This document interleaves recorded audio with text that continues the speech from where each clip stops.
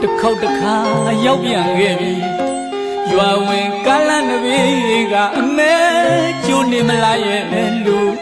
လမ်းငယ်များရင်လွမ်းမြဲရည်လေပြီအချင်းနဲ့မပဲလို့အမေနဲ့ဝေးကနေခဲ့သမျှတွေမိမိရင်ဝင်ပြေဝင်ခွေတူကလေးစုတယောက်လူချွဲလိုက်ခြင်းသည်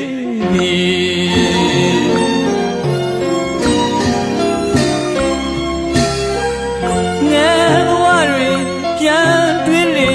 မိမိကိုလွမ်းမိသည်တာအတွက်သမီးအတွက်ဈေးပန်းရွက်လို့ရှာပွေကျွေးခဲ့သည်အပြောင်းလဲမပြတ်ခဲ့သည်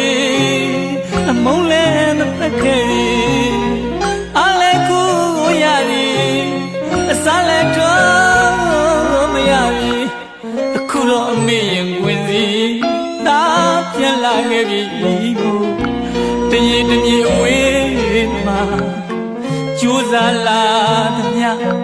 အမေကြီးစုတွေအတူချလို့တာပြန်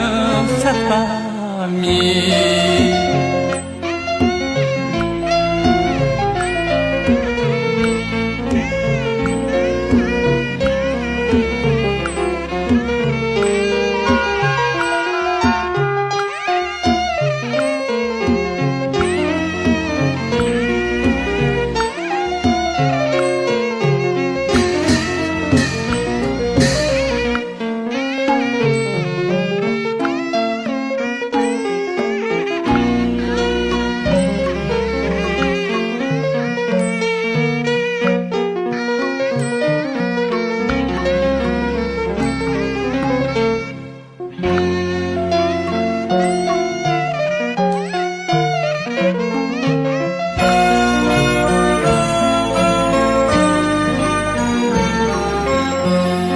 တစ်ခေါက်တစ်ခါအရောက်ပြန်ခဲ့ပြီရွာဝင်ကားလမ်းတစ်ပေကအမဲကျိုးနေမလားရဲ့လူလမ်းငယ်များရင်လွမ်းမြဲရည်လေပြီအချင်းနဲ့မပဲလို့အမင်းနဲ့ဝေးကနေခဲ့သမျှတွေမိမိရင်ဝင်ပြေဝင်ခွေတူကလေးစုတယောက်လူချွဲလိုက်ခြင်းသည်